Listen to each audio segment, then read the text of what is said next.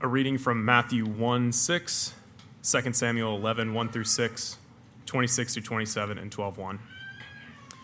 And Jesse, the father of David the king, and David was the father of Solomon by the wife of Uriah.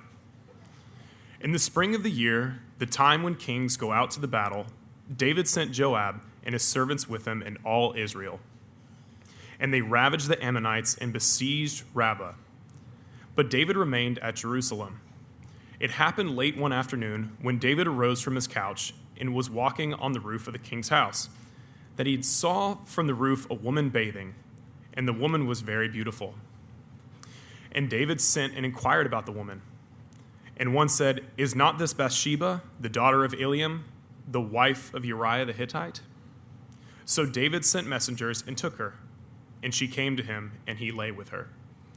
Now she had been purifying herself from her uncleanness.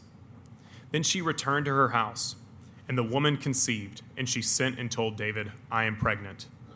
So David sent word to Joab, "Send me Uriah the Hittite." And Joab sent Uriah to David. When the wife of Uriah heard that Uriah, her husband, was dead, she lamented over her husband. And when the mourning was over, David sent and brought her to his house, and she became his wife and bore him a son. But the thing that David had done displeased the Lord. And the Lord sent Nathan to David. This is the word of the Lord.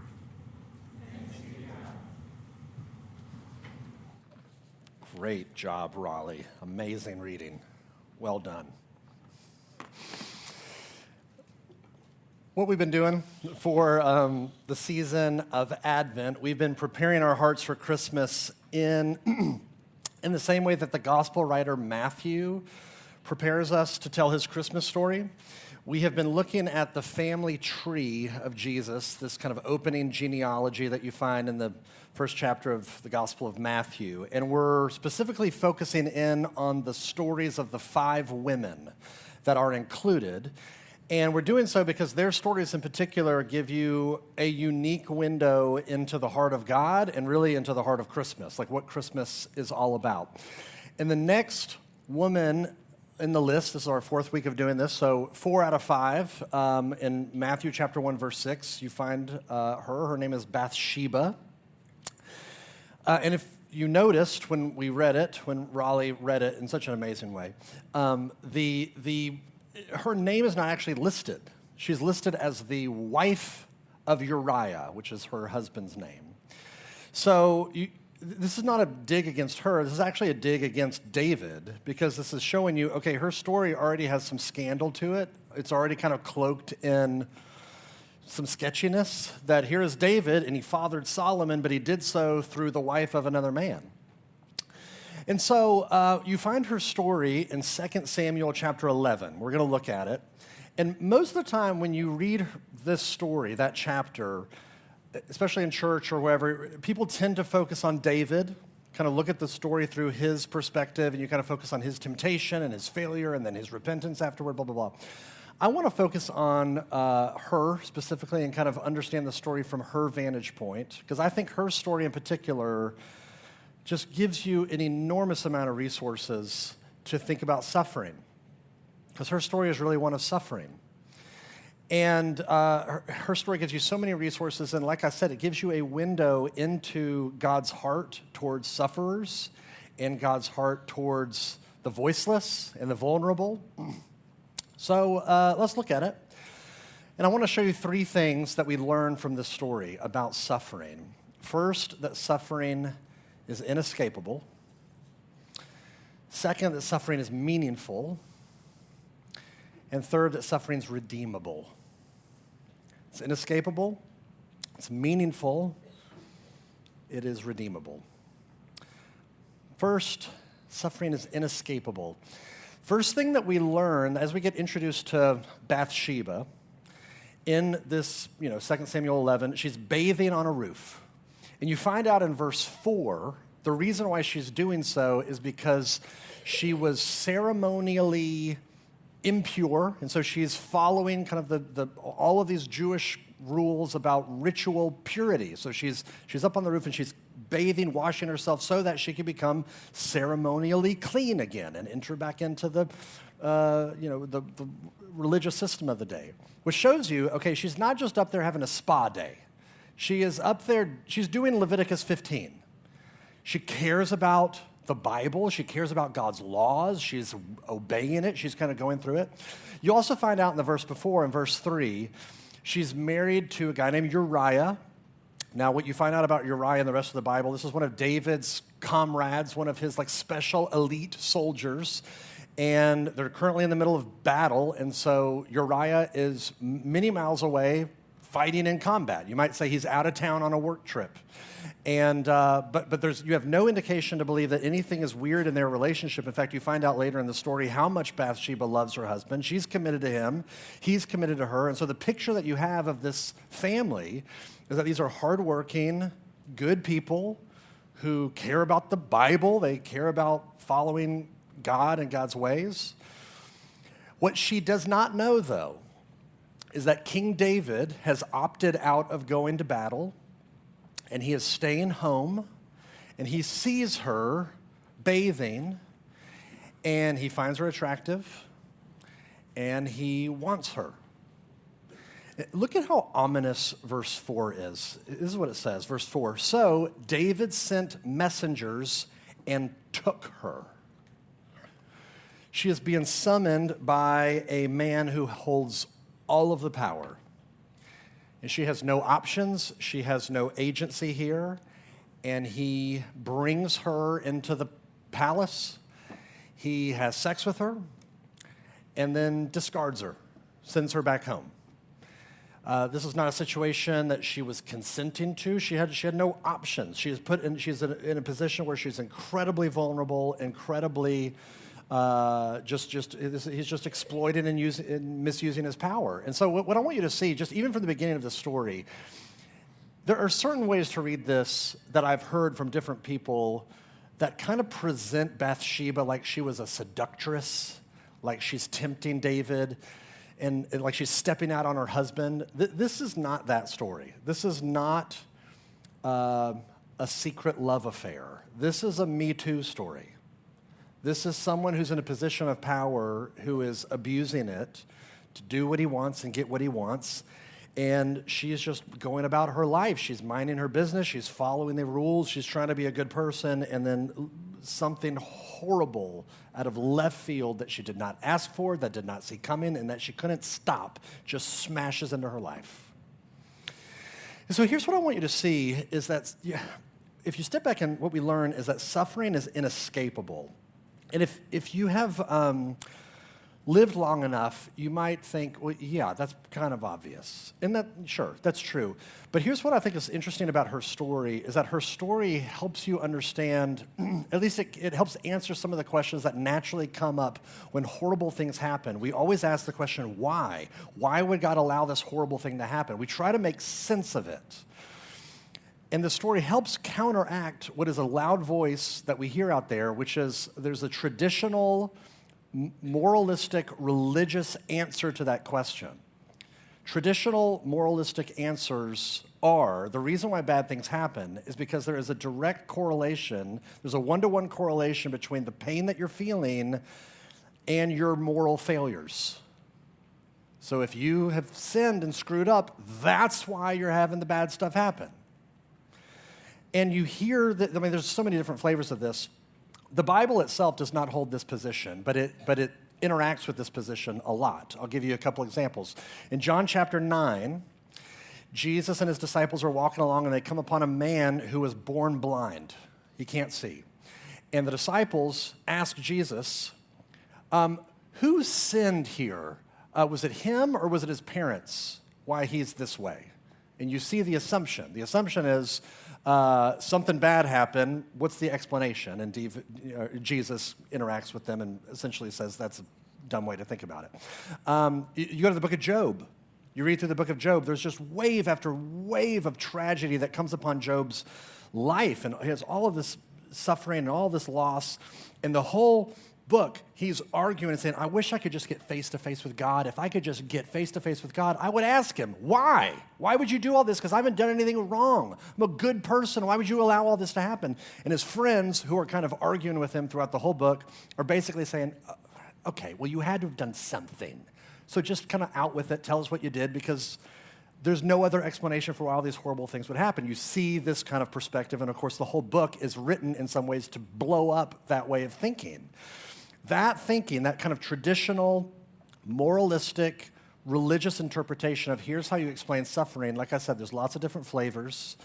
There's an Eastern version of this. There's an Eastern karmic, if you go to Eastern karmic religions, which believe in reincarnation, which believe that, okay, you're on this cycle where you just live kind of life over and over and over and over and over. And the way that you break the cycle, the way that you're free, is that you live a good, noble life. And if you're good enough and if you're noble enough, you get off the hamster wheel and you can be freed, which shows you that the reason why you're in pain right now, the reason why you're living this hard, painful life right now is because you weren't good enough. It's your fault that you're suffering in this life. There's a Christian-y version of this too that says the reason why you're suffering is because you don't have enough faith. When I was doing campus ministry many moons ago, I remember I was with a group of students hanging out one night at a donut shop, which is what you do in campus ministry. And I remember there was one of the young women in our group, sweet girl from Asheville, North Carolina, had recently broken her arm, and so her arm is in this cast.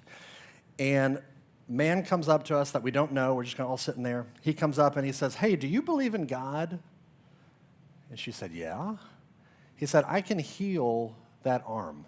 I'm going to pray for you, and you just believe, and we'll see what happens." And she's like, "All right, I got nothing to lose here. If this works, great. If it doesn't, who cares?" So he prays right there in the donut shop. We don't know this dude. And he says amen, and he looks at her and he says, "How's your arm feel?" She goes, "The same." He said, "Well, you didn't have enough faith," which is the worst. And it's a spiritual form of victim blaming. You know, it's like, oh, you didn't want to, you got a hurt arm. How about some shame to go with it? And so, but that is the traditional moralistic religious approach to explain suffering. It's your fault. You did something wrong. Now, to be fair, of course, there are times and there are situations where sometimes we do something stupid, or we break the rules, or we break the law, or we're an idiot, we're reckless, and we introduce pain and chaos into our own life, and it is our fault. Sure, that's fair. The problem with that, in terms of that is the universal explanation for everything. Look at Bathsheba. She's done nothing wrong. She is trying to follow the rules. She's trying to be a good girl.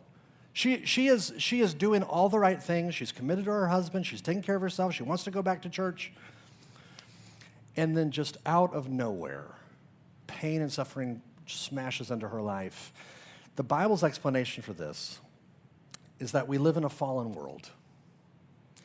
And because we live in a fallen world, more often than not, we get swept up into pain. And it's not our fault. We didn't ask for it. We weren't looking for it. We're just trying to be good, decent people, and all of a sudden our lives get blown up. Suffering is inescapable. Now, because that's the case, if I can encourage you or challenge you to do something, and it's to do this, to be kind. I know not everybody in here is a Christian, and that's great. We want to be a church where not everybody believes the same thing. But there's a critical mass of people in here that would say, yeah, we're Christians, we follow Jesus. So I'm going to speak to us for just a second. As people who claim to follow Jesus, I would say I think we need to be proactive and intentional and thoughtful and go above and beyond and out of our way to use our words to encourage other people. This may not be your natural instinct, it's not mine, but to go out of your way to use your words to encourage people, your friends, your family, baristas, whoever. I don't know what it looks like for you, but to say something to another human being like, hey, you're doing a great job, or you are an amazing mother, or I am so proud of you. Whatever it is for you. The reason why you don't know the type of burden that people are carrying around, but you know that they're carrying around burdens because we all are. It is just inescapable. And because that's true, we need kindness. We need kindness. Now, you might hear all that and you think, okay, well, if that's the case, if we just live in this fallen world and everything's chaotic and you're gonna do the right things and be a good person, all of a sudden your life gets destroyed, is there any point? Is there any rhyme or reason to it? Is there any purpose to our suffering, or is it just meaninglessness? And Bathsheba's story will say, no, your suffering is meaningful. It's not meaningless. It's meaningful. So let's look at it. Let me show you where I get this from. If you look at, go back to the story. David thinks he's going to get away with this. And something happens he didn't expect. Verse 5, she gets pregnant. And I didn't put the whole story in your bulletin. I cut out some of the details. But the gist is David calls for her husband to come back home from combat so that he can spend some time at home and be intimate with his wife. And then when she gives birth, no one will be any the wiser that it was David's. You know, they didn't have DNA testing back then, so when she gives birth, nobody would know this is not his own child. But Uriah is this man of integrity, and he says, I'm not going to enjoy the comforts of being intimate with my wife when my friends and my comrades are in combat. I'm not going to do that. So David says, okay, well, that cover-up plan didn't work, so I'm just going to murder him. And he kills him. He orchestrates the death of her husband. So now not only has her body been violated, her husband has been murdered. And you find out in the next chapter that the child that she's pregnant with dies as well. And so it's like this ripple effect of devastation and pain in her life. I mean, her life is shattered because of this man. She's going through her life, she's doing the right thing, and now she's lost everything. And in fact, if you go back and you read through the whole story, again, I didn't include it all for the sake of time, but if you read through the whole story, the only time she speaks is in verse 5, when she says, I am pregnant. The whole rest of her story, she is silent, which gives you a little bit of a clue of she is just suffering in silence. You know what her response is? Look at what her response is in verse 26. It says, when the wife of Uriah, that's Bathsheba, when she heard that Uriah, her husband, was dead, she lamented over her husband. She laments, she grieves, she weeps, she breaks down. This is not nice 2026 Southern grief where we just kind of dab our cheeks. This is Middle Eastern rage, grief, tearing of clothes, and her whole life feels like it's over at this point. She's undone by this. She's grieving. The reason why is because her husband's life matters, and her marriage mattered, and this is painful and it hurts. And again, you might hear that and you think, well, yeah, that feels like a normal human response. When you stack up the Bible's understanding of suffering up against different philosophies and different perspectives, this is actually pretty unique, believe it or not. Compare it to Buddhism. Buddhism says this world, this physical world, is an illusion. It's not really real. It just feels like it's really real. And so your suffering is also an illusion. And the way to navigate, the way to get through life is you have to detach. You have to disconnect your heart from this world because it doesn't really matter anyway. And you go through life with kind of this Zen mode where nothing can hurt you and nothing can affect you. And that's how you explain suffering. It's not really there in the first place. And you have modern secularism, or you might say atheism, which actually has the same conclusion but gets there through a different route. You might know the name Richard Dawkins, who's a very famous, well-known, outspoken atheist. He once wrote this. He says, in a universe of blind physical forces and genetic replication, some people are going to get hurt. Other people are going to get lucky, and you won't find any rhyme or reason in it. nor any justice. The universe that we observe has precisely the properties that we should expect if there is, at bottom, no design, no purpose, no evil, no good, nothing but pitiless indifference. Now that's intense, but that's a man who's being consistent with his understanding of the world. He says there is no God. We live in a chaotic, unpredictable world. Some people are going to get hurt. Some people are going to make it out rich. They're going to be fine and comfortable. But it's all pitiless indifference. In terms of like when you experience pain and suffering, you may not like it. It may not feel good. There's no point to it, though. There's not like a design to it. It doesn't matter in an ultimate sense. It's his view. And you might agree with him, or you might agree with kind of the Buddhist approach. What I would bet on is that deep down, you know better. Because it certainly feels like it matters. It feels like my health matters. It feels like the people I love matter. It feels like life matters and relationships matter. And they do. In fact, look at how God himself responds to this story. Look at verse 27. But the thing that David had done displeased the Lord. In other words, God looks at the situation and he says, not okay. He is not cool with it. He's grieved over it himself. You know, it reminds me of, some of you might remember the movie Selma. Came out in 2014. It's about a slice of Dr. Martin Luther King's life. And there's one scene where Dr. King is comforting a grandfather who's just tragically lost his boy. And Dr. King says to him, the scene is at the morgue. And Dr. King goes and he says, there are no words, but I can tell you one thing for certain. God was the first to cry for your boy.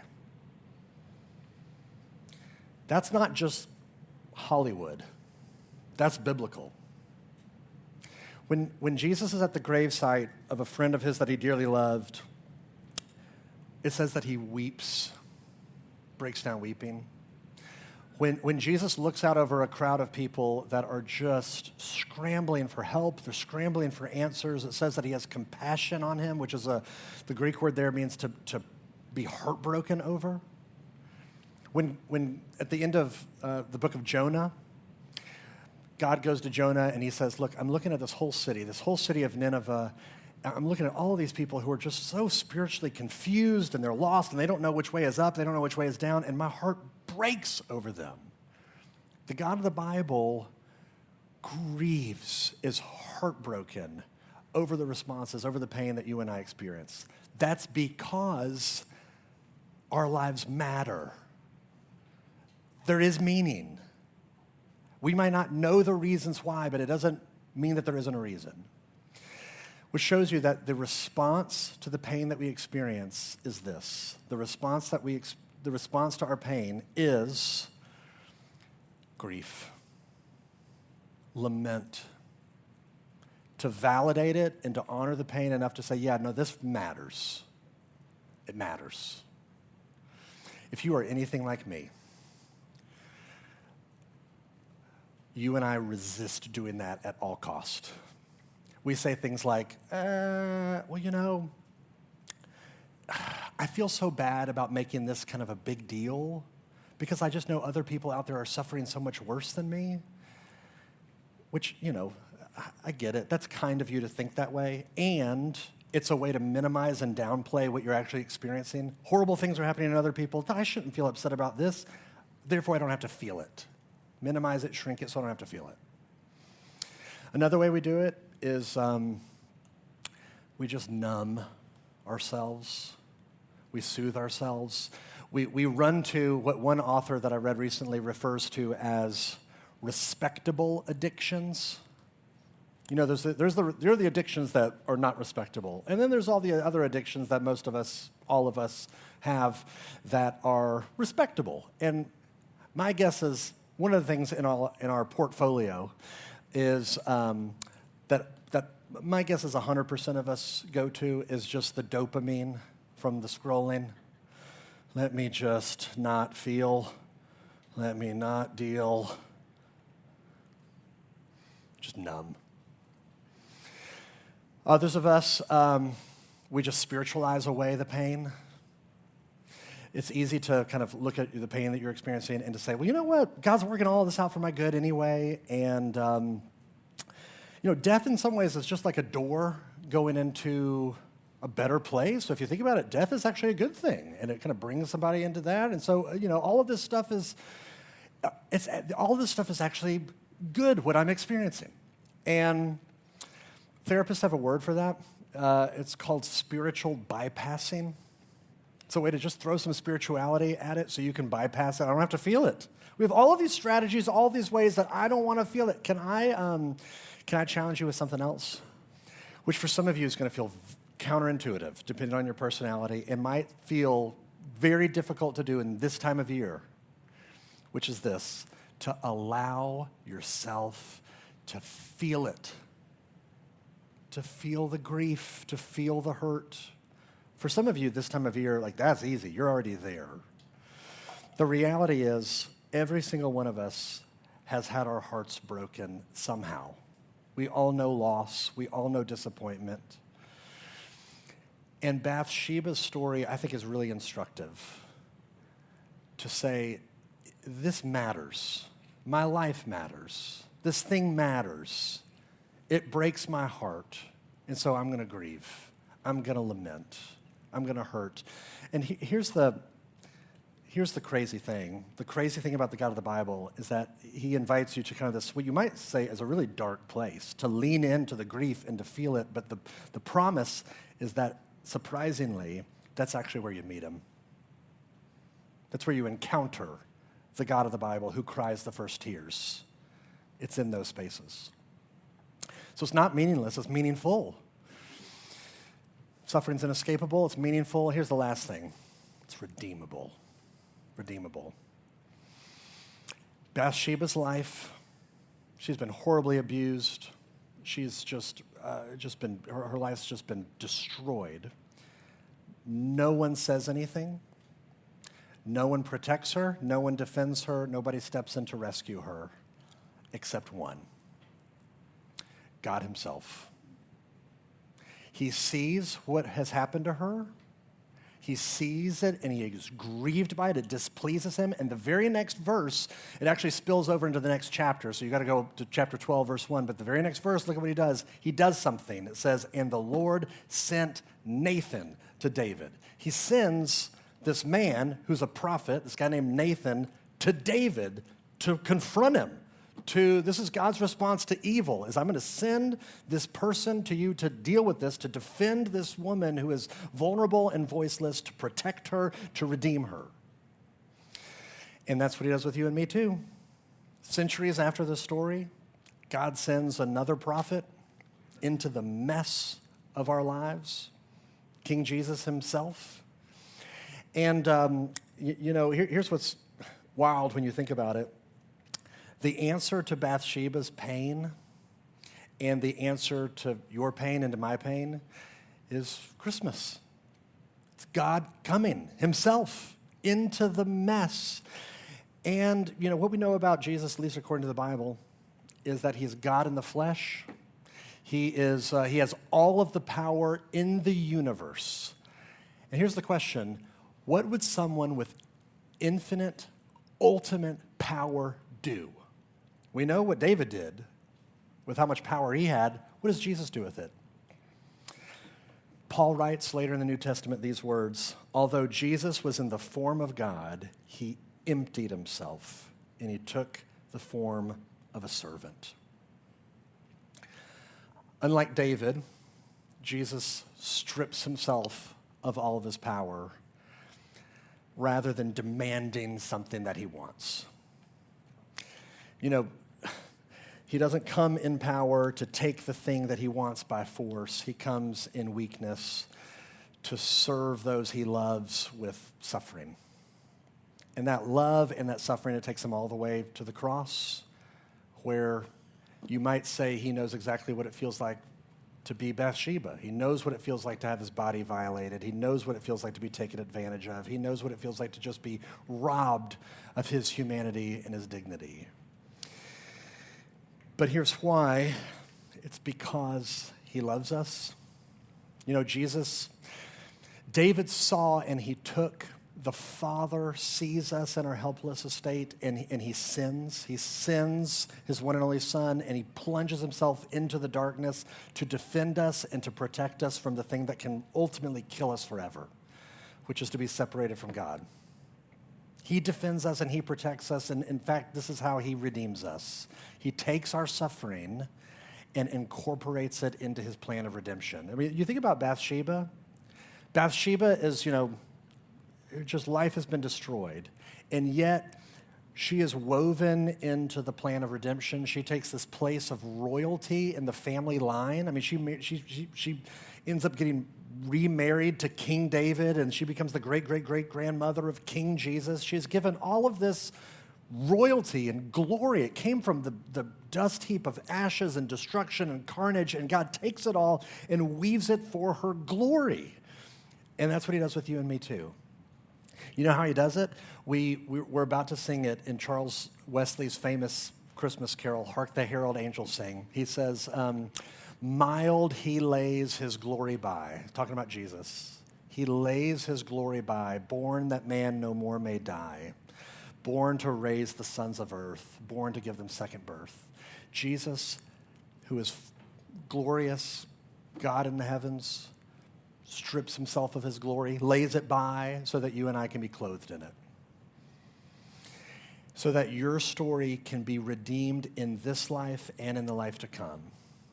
If you know that, if you are in Christ and you know, okay, he has defended me and protected me from the ultimate suffering, a suffering that can never touch me, can never get to me, that means that the pain and suffering that you experience in this life somehow gets gathered up to work for your glory now.